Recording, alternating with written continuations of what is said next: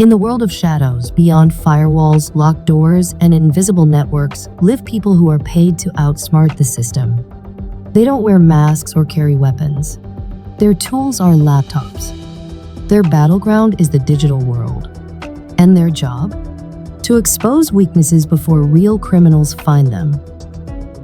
Meet Jacintha Cross, but everyone calls her Jack, a professional penetration tester.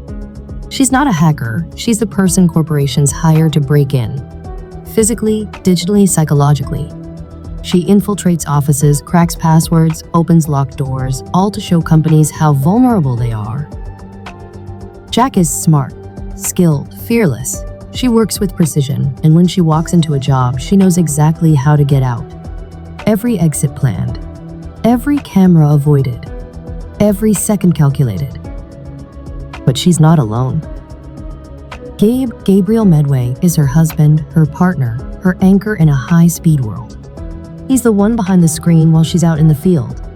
A cybersecurity genius, calm and analytical, he writes the code, builds the scripts, and decrypts the impossible. Jack handles the break-ins, the real-world entry. Together, they make an unbeatable team. Their marriage is built on trust, absolute trust. In their line of work, that's not optional. If Jack makes a mistake in the field, she could be arrested. Or worse. If Gabe miscalculates, they lose a contract or expose a system to real threats. But they never fail. Until one night. It started like any other job. Jack was assigned to test a medium security office complex. Not too hard. A simple nighttime break-in to see if anyone would stop her. No armed guards, just cameras and card readers. She'd done harder jobs in her sleep. But this time, something was off. An unexpected delay. A locked server room that wasn't supposed to be locked. A janitor who didn't appear on the schedule. Nothing dangerous, just enough to slow her down. She tried to contact Gabe. No answer. Weird. He always picked up. Always. She wrapped up the job, made her exit, ditched the tools, and headed home. Annoyed, a little tired, but ready to talk through the inconsistencies with Gabe. The city was quiet as she walked the familiar streets. Their flat wasn't far. Second-floor apartment, warm lighting, potted herbs on the balcony. She could already imagine the glow of his monitor, the sound of him typing, a cup of tea half drunk beside him. But when she got home, something felt wrong. The door was unlocked. Not wide open, just slightly ajar. Enough to suggest haste. Enough to chill her gut. She pushed it open. Darkness. No lights. No music. Gabe always had music playing, even if it was just ambient background noise. "Gabe?" she called out. Nothing. She stepped inside. Slowly, carefully. The hallway felt longer than usual. Every creak of the floorboards echoed like a gunshot. She reached the living room. Still nothing. Then she saw it. His legs, from behind the couch. She rushed forward and her world collapsed. Gabe was lying on his side, one hand outstretched, his face pale, his lips slightly parted as if caught in mid-breath. But there was no breath. And beneath him, a pool of blood, dark, thick, already drying. Jack froze. She couldn't scream, couldn't cry, couldn't even breathe. Then training kicked in. She checked his pulse. Nothing. His skin was cold. She dialed emergency services. Her hands shook. The operator's voice sounded distant, echoing like she was underwater. She gave her address, said the words she never thought she'd say. "My husband. He's dead." Time warped. The sirens arrived. Blue lights lit up the street. Neighbors poked their heads out. Voices. Radios. A flurry of movement. And Jack? Jack sat on the floor, staring at the blood on her hands. She was numb, disconnected, shocked. The officers started asking questions. Routine at first. What time did she get home? Where had she been? Was the door locked? Jack answered as best she could. She explained her job. She even showed them the contract. But their eyes changed when she said no one else had access to the apartment. She realized then they didn't see a grieving wife. They saw a suspect. Jack sat on the floor of her apartment, staring at the red stains on her hands. It wasn't supposed to be like this. She was used to adrenaline, pressure, even danger, but not this. Not loss. The emergency team arrived quickly. They didn't need to say much. Jack already knew Gabe was gone. She heard their quiet voices, the way they avoided eye contact, the way they gently moved through the room. She watched them cover him with a white sheet. The person she trusted most was now beyond reach. Then came the authorities. Detectives, uniforms, flashlights and notepads, cameras clicking quietly. Everything felt surreal, like a moment outside time. A female officer knelt near Jack. Her tone was gentle but careful. "Can you tell us what happened tonight, Jack?" Jack's voice cracked. She tried to speak. She gave the facts, where she had been, what time she returned, what she found. She showed them the contract for her job, explained what she did: testing security, entering buildings to show clients their weaknesses. Some of them didn't seem to get it. One officer raised an eyebrow and said, "So, you sneak into places for money?" Jack replied calmly, "Yes, but legally. It's part of a company's security testing." Still, she could sense the doubt growing. Her story sounded unusual. She had no witnesses, no digital proof, no one who could say for sure where she was between 10 and 2. The questions became harder. Was Gabe expecting a visitor? Any recent arguments? Was he involved in anything risky? Jack shook her head. She said Gabe mostly worked from home. He lived a quiet life. He wasn't someone who attracted problems. But the seed of doubt had been planted in her own mind too. Was there something he hadn't told her? She recalled the nights he stayed up working, the files he quickly minimized when she walked in. Was he trying to protect her? Or hide something? The forensics team took samples. Her clothing, her hands. She didn't resist. She wanted to cooperate. She wanted the truth. But with every move, she felt more like a person under suspicion. The apartment was sealed. She had to leave. At the station, a detective named Bray asked her to repeat everything. He was composed, direct, watching every detail. "No one who would hold a grudge?" he asked. "No one," Jack replied. "Not that I'm aware of." He scribbled in his notebook, then said something that made her stomach twist. Most situations like this, they're not random. They usually involve someone close. Jack blinked. In that moment, she understood. They didn't see her as a witness. They saw her as part of the story. She left the station alone. Cold air hit her like a wave. Outside, a few cameras flashed. Someone recognized her. A headline was forming before her eyes. By morning, it was everywhere. Cybersecurity experts' partner found its scene. The online world picked it up fast. People speculated, commented, judged. Her inbox overflowed. Some sensed sympathy. Others sensed suspicion. Her clients began to distance themselves. She received a call. No caller ID. She let it ring. A message came through.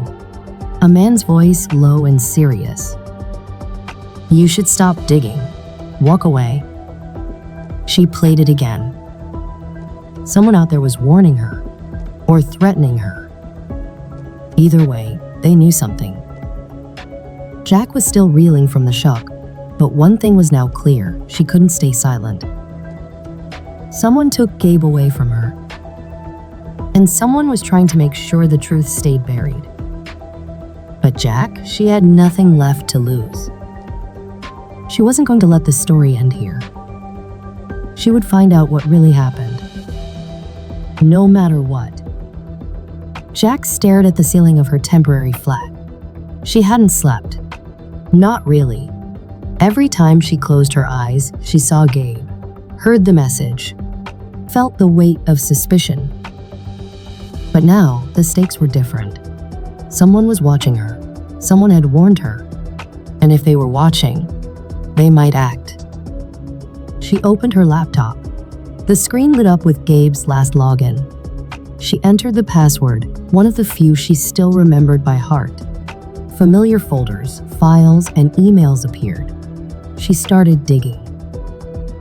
There was a file marked Zerodays. It was strange. Gabe never named anything so vaguely. She clicked. Password protected. She sighed. This was going to take time. Her phone buzzed again. Unknown number. She ignored it. Jack made a list. Everyone Gabe had recently worked with. Anyone who might have had access to his computer. Any recent disagreements. She reached out to Gabe's former colleague, Libby. They met at a crowded cafe. Neutral ground. Libby looked nervous. She leaned in. Gabe told me he was working on something big. He said it could bring down the wrong kind of attention. Jack's pulse quickened. What kind of attention? Libby shook her head. He didn't say, just that he was being careful. Paranoid, even. Jack knew Gabe. If he was being cautious, there had to be a reason. She returned to her flat and backed up every file on his drive. Then, someone knocked. A courier. A package addressed to Gabe. No return label. She opened it slowly. Inside was a USB drive. Her hands trembled as she plugged it in. Encrypted files. A string of coded messages. One document stood out. Time sensitive. She opened it. Inside, a detailed report about a potential data breach in a major cybersecurity firm. A breach that, if made public, would impact thousands of people. Gabe had found it, documented it, and maybe someone didn't want that exposed. Jack printed the file and stored the drive in a safe place. She knew it. This was bigger than she had imagined. And someone out there knew she had it. She packed a small bag. Essentials only. She couldn't stay in one place. Not anymore. That night, she left the flat through the back exit, took the underground, changed trains twice, watched every face. She stayed at a cheap hostel under a different name. And then she started connecting the dots. Emails Gabe had sent, conversations he had late at night, hidden folders buried in layers of code. There was a name that kept coming up. Eric B. She didn't know who he was, but he was connected to Gabe's last project, and he had the clearance to wipe digital records clean. Jack called in a favor from an old contact and someone who owed her. She asked for background on Eric, and then waited. The reply came in a few hours. Eric worked for a private security contractor, off the books, hired by companies when things got messy. She dug deeper. One of Eric's last known jobs? Internal containment for the very firm Gabe had flagged in his files. Jack's heart raced. Gabe had uncovered something dangerous, and now she was holding the evidence. She couldn't trust the authorities. Not yet. Not when they already saw her as a suspect. She would find Eric, confront him, get answers. But she needed to be smart, careful, because now she wasn't just investigating a mystery. She was being hunted. And if she didn't stay one step ahead, she could disappear too. With Gabe's body still fresh in her mind and the weight of suspicion pressing down on her like a vice, Jack had no choice but to take matters into her own hands. The authorities might have their theories, but she knew one thing for certain. They had missed something. There was more to Gabe's death than a simple robbery gone wrong or a personal dispute. Camera zooms in on Jack, sitting in a dimly lit room. Papers, open laptops, and half-drunk coffee cups scattered across the desk. She had learned the rules of the digital world. She understood how to protect herself online, but now, in the real world, those same rules would apply: how to dig without getting caught. First thing she did was go through the mess that was Gabe's apartment. It looked like a scene from a crime thriller, books scattered, papers everywhere, a half-eaten dinner still on the table. But that wasn't what she was looking for. No, she was looking for clues. Hidden files, encrypted messages, anything Gabe might have left behind. Scene cuts to Jack opening Gabe's laptop. She hesitates for a moment before she types a password. Gabe's password was always something simple, something he wouldn't forget, yet something he knew was secure. It didn't work. She tried another password. No luck. She knew Gabe. He had always been a little paranoid about security. But he also kept things simple when it mattered. She reached for a sticky note on the side of the desk, a list of old passwords. She couldn't help but feel a pang of guilt as she scrolled through them. This wasn't the kind of thing they shared. This wasn't what their life was supposed to be about. The screen flashes as she unlocks the laptop, revealing a series of encrypted files. Jack dove in. She found encrypted files, notes, programs, and several unfinished documents. But there was one that stood out to her. It was labeled with a strange name: Project Phoenix. The sound of a door closing is heard faintly in the background. Jack glances over her shoulder nervously.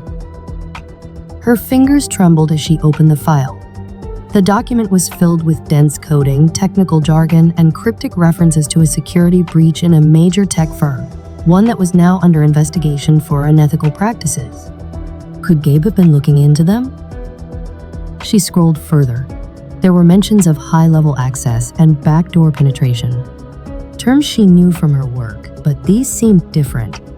This wasn't about breaking into secure buildings or testing networks. It was something much bigger, more dangerous. It looked like Gabe had stumbled upon something he shouldn't have. Cut to Jack sitting back, eyes wide with realization. It was then that it hit her. This wasn't a simple case of Gabe dying in an accident or from a random act of violence. Gabe had uncovered something, and someone didn't want that information to come to light. Her first instinct was to call the police, but she stopped herself. The same police who were already suspicious of her. The same ones who, if she wasn't careful, could turn her into a scapegoat. Jack knew she couldn't go to the authorities just yet. Not without knowing more. Not without understanding the full scope of what Gabe had found. The more she dug, the more she realized. She was now part of the game. Cut to Jack sitting at a computer, the glow from the screen illuminating her face. She makes a decision. She would go deeper into the rabbit hole. There was only one way to understand what was happening. She had to find the people Gabe had been working with, the ones who had the power to silence him. And so she started making calls, researching Gabe's clients, reaching out to his contacts, trying to piece together the puzzle he had left behind. It was all she could do. Cut to Jack's phone buzzing with a new message. She hesitates before opening it. But there was one message that stopped her cold, a warning. The sound of a text message tone rings out. The text read, "Stop digging. It's already too late." Jack stared at the phone screen. Someone was out there, someone who knew exactly what she was doing. Someone who knew she was trying to uncover the truth. But who? And why had they singled her out? The music becomes more intense, hinting at danger. Jack's pulse raced as she deleted the message, then sat back in her chair, her mind racing. The more she thought about it, the more she realized this was no longer about solving Gabe's murder. It was about survival. The sound of keys clicking as Jack begins researching more aggressively. She would need to be smarter, faster, and more careful than ever before. The person or people who had killed Gabe were still out there, and now they were hunting her too. But one thing was clear, she wasn't going to stop. Jack had always trusted her instincts. It's what made her great at her job, spotting weaknesses, reading signals others missed. But now, with danger closing in and trust eroding, those instincts had turned inward. She began asking herself a question she never thought she'd have to face. How much did she really know about the people around her? She went back to Gabe's files, this time with fresh eyes. His client list, his encrypted messages, emails he had saved but never sent. She wasn't just looking for answers anymore, she was searching for people, patterns, names that didn't fit. One name stood out again and again. Monument Systems. Jack barely remembered them. They were a tech consulting group Gabe had done contract work for over a year ago. It was supposed to be a short-term audit, nothing deep, nothing lasting. But Gabe had archived every document, every invoice, every bit of communication tied to them. And that wasn't like him. Unless something had gone wrong. She reached out to someone she trusted, an old contact from her security circle. They hadn't spoken in months, but if anyone would know, it was him. She called over a secure line, voice steady but low. "What do you know about Monument Systems?" A pause. Then his voice came through, flat and tense. "They're not the kind of people you want to get curious about." She asked again, pressed for more, but the line went dead. 2 hours later, a single message came through from his number. "Forget I said anything." Then the message vanished. Jack's breath caught in her chest. She wasn't just looking into some shady contracts anymore. This was something deeper. Someone was scared. She went back into the files, cross-referenced timelines, financials, emails. And that's when she found it. A transfer, small, unlabeled, an anonymous digital payment routed through 2 shell accounts, buried deep in one of Gabe's encrypted folders. The recipient? Elise. Her stomach dropped. Elise had been Gabe's friend long before Jack met him. They had worked together at a cybersecurity firm. Elise had even vouched for Gabe when he started freelancing. Jack had always thought of her as loyal, safe, one of the good ones. But now, Jack wasn't sure what to think. She pulled up Gabe's notes again. Just beneath the transaction record, he had left a single word. "Why?" She dialed Elise. "Jack?" Elise answered. Her voice was calm, but Jack could hear the tension behind it. "I need to see you," Jack said. "Of course. What's wrong?" Jack didn't answer. She just said a time, a place. They met in a quiet park just after dark. The cold wind cut between them as they stood beneath a broken street lamp. Jack asked directly, "What was the money for?" Elise looked confused, then defensive, then quiet. She said it was a consulting retainer, nothing unusual, something Gabe had handled himself. She didn't know the source, didn't ask questions. Jack didn't buy it. "You knew what Gabe was working on," she said, "didn't you?" Elise looked away. "If you're in trouble," she said, "you need to stop. Some things aren't meant to be found." That was all Jack needed to hear. Elise knew something, maybe everything, and she wasn't talking. Jack didn't push her. She needed more proof. Confrontation wouldn't get her anywhere. Not yet. She turned and walked away, her thoughts racing. Her phone buzzed in her coat pocket. No caller ID, one new message. "This is your final warning." Jack stared at the screen. Someone out there was watching, listening, following her moves. But she wasn't afraid. Not anymore. She knew now that Gabe's death hadn't been a random act. It had been orchestrated, covered, buried by people who had something to lose. And now they were trying to scare her into silence. But Jack wasn't going to stop. She couldn't. Not when she was finally this close. Jack didn't sleep that night, not even for a second. She sat in silence, her eyes fixed on the apartment across the street, watching the dim windows, the slow movement of streetlights across parked cars. Every shift in the shadows felt louder than it should have. Every creak, every car door, every distant footstep, it all felt like a warning. The message had been clear. This is your final warning. Whoever sent it wasn't guessing. They knew exactly where she was, how to reach her, how to rattle her. That meant they were close, closer than she had ever realized. And just like that, Jack knew she couldn't stay. Not here. Not one more hour. She didn't panic. She planned. Jack had always kept a go bag. Not out of paranoia, but out of habit. It was part of her work. In this world, you needed to be ready to disappear. Not because you were guilty, but because others could make you look like you were. She packed light, one small laptop, a burner phone, a handful of USBs, a power bank, encrypted drives, and a thin roll of cash she'd stashed behind an old photo frame. She grabbed a change of clothes, wore a hoodie, tied her hair back, and left her regular phone on the kitchen counter. She turned off the lights, locked the door behind her, and vanished into the night. She didn't look back. The city blurred behind her.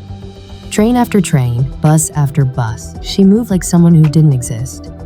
No cards, no ID, no signals, just steps. Timed, careful, rehearsed. The world saw her as a fugitive now. But Jack? She was no longer just escaping. She was hunting. In a rundown motel 2 towns away, Jack set up a temporary workspace. The walls were thin, the windows grimy, but the lock was solid and the signal was weak, just how she liked it. She began the work. At first, it was chaos. Endless layers of code, fragmented documents, traces of Gabe's research buried inside outdated folders. But Jack had time and focus. And the more she read, the more the pieces started to fit. One company name kept appearing. Monument Systems. On the surface, it looked legitimate. A cybersecurity contractor, corporate clients, government affiliations. But the deeper she dug, the more it felt wrong. Too many shell companies. Too many aliases. Too much hidden in plain sight. And then, a familiar name. Oliver Hardman. She recognized him immediately. He was an industry ghost, never in the spotlight, never quoted in articles, but always behind the scenes. A man known for cleaning digital messes no one else could touch. And Gabe had been tracking him. Jack found encrypted notes from Gabe, dated weeks before his death, mentions of data leaks, system breaches, transactions that shouldn't have existed. And then one phrase highlighted in red. They're laundering data, selling it, real people, real lives. Jack leaned back. This wasn't just a contract gone wrong. It wasn't a disagreement between business partners. Gabe had uncovered a secret network, one that profited from stolen information, blackmail, manipulation. And someone had paid Elise. That truth still stung. Jack had trusted her. Trusted that Gabe had too. But the transaction didn't lie. Gabe had known something. Suspected her. Maybe confronted her. And maybe that confrontation had led to everything that happened next. Jack traced the payment again. Through layers of fake accounts and dead-end wallets, it all circled back to Monument Systems. But that wasn't all. She found files Gabe had hidden behind decoy folders, disguised as harmless documents. But when decrypted, they revealed a full report. Gabe had documented it all. He had uncovered how Monument Systems created a web of fake companies, hired ethical hackers to test security, then used their access to collect sensitive data without the client ever knowing. Then they sold it. Medical records, financial histories, even government employee IDs. Jack read every page. Her heart raced with each paragraph. Gabe had built a digital case strong enough to bring down entire corporations. And someone had made sure he didn't live to share it. But he hadn't deleted the files. He had hidden them for her. Jack reached into her backpack and pulled out an old USB. She plugged it in, ran her decryption tool, and accessed the hidden vault. There, at the bottom of the folder, she saw her name. Check it, reveal, final. She opened it. Gabe's voice came through. A recorded message. Quiet, tired, but clear. If you're watching this, I didn't make it. And that means they found me. Maybe Elise was involved. Maybe someone else. I don't know who I can trust anymore. But if anyone can finish this, it's you. You know the systems. You know the risks. But most of all, you know why this matters. People think this kind of thing is too big to fight, too complicated to touch. But you and I, we never walked away from hard fights. I love you. Finish what I started. The message ended. Jack didn't cry. She sat still, let the silence settle, then began copying the files to a secure cloud vault, triple encrypted, untraceable. Then she wiped the laptop clean. It was time to act. She picked up her burner phone, dialed a number she hadn't used in weeks. Detective Bray. He answered on the third ring. Jack. I have proof, she said. Everything you need. Monument systems. The shell accounts. The link to Gabe. I can prove it all. Bray's voice was cautious. Where are you? I'll send you coordinates. One time, one meeting. You come alone or it's over. There was a pause. Understood. She hung up. She wasn't sure if Bray could be trusted. She wasn't sure if anyone could. But she had one shot left. And she was going to take it. Not for herself. For Gabe. For the people whose lives had been turned into commodities. For the truth. Because some stories, no matter how dangerous, had to be told. Jack stood beneath the gray sky, waiting. The location she'd sent Bray wasn't random. It was quiet, off-grid. An old parking structure on the edge of a city that time had nearly forgotten. Cracked pavement, faded signs, no security cameras, just silence and shadows. She watched the road, every vehicle, every footstep. And then he arrived. Detective Bray stepped out of an unmarked car, hands visible, no backup in sight. He looked tired, like someone who'd spent too long walking a tightrope. He approached slowly. You said you had proof. Jack didn't respond right away.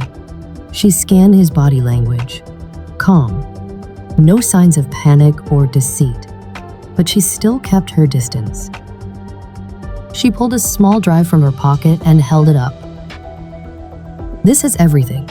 Gabe's files, the fake companies, the people responsible. Bray reached for it, but Jack pulled it back slightly. Before I hand this over, she said, I need to know something. Are you going to bury it? Or are you going to do something with it? Bray met her eyes. I've been in this job a long time, he said. I've seen good people silenced. Evidence disappear. Cases dropped without reason, but this. What you've brought me. If it's what you say it is, I won't let it go. Jack studied him for another second. Then, slowly, she handed him the drive. He tucked it into his coat pocket without another word. Get somewhere safe, he said. Things are going to move fast. She nodded, then disappeared into the shadows once more. What happened next unfolded like a chain reaction. Within 24 hours, Bray had reviewed the files and brought them to his internal affairs contact. From there, the storm began. Confidential memos leaked. investigative journalists were tipped off. An anonymous source, someone calling themselves Zero Day Jack, posted a redacted version of Gabe's findings online. The public saw enough to understand that something massive had been hidden. Personal data sold. Breaches denied. Trust broken. By the end of the week, the name Monument Systems was trending worldwide. Whistleblowers came forward. Former employees, contractors, even clients who had suspected but never spoken out. The story couldn't be stopped now.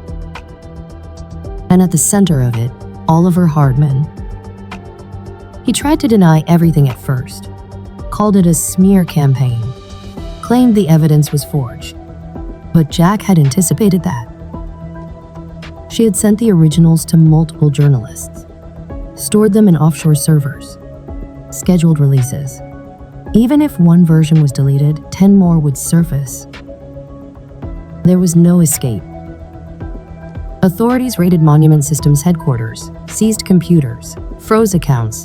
Investigations spread across countries. It was no longer a company scandal, it was a global data crime case. And Elise? She disappeared. Some said she had fled the country. Others claimed she was working with authorities in exchange for immunity. Jack didn't chase her. She didn't need revenge, she needed truth. And that part was done. Weeks passed. Jack never returned to her old life. Her apartment, her routines, her identity, all gone. But she hadn't vanished. She had become something else. A name whispered across forums, a symbol in encrypted chat rooms, an advocate for digital justice, working from behind layers of firewalls and hidden networks. She wasn't hiding. She was watching. The last piece of Gabe's research remained with her, his final report, signed with his initials. She kept it close, encrypted inside a drive only she could unlock. Sometimes she played his last message, not for information, but for strength. If you're hearing this, I didn't make it. He had known the risk, but he had trusted her. And she had kept that trust. The headlines moved on. Eventually, new stories replaced old ones. But somewhere in the heart of the internet, a quiet revolution had begun. Because of Gabe. Because of Jack. Because sometimes, even when the system is broken, someone still fights to fix it. And sometimes, that fight begins with loss, but it ends with light.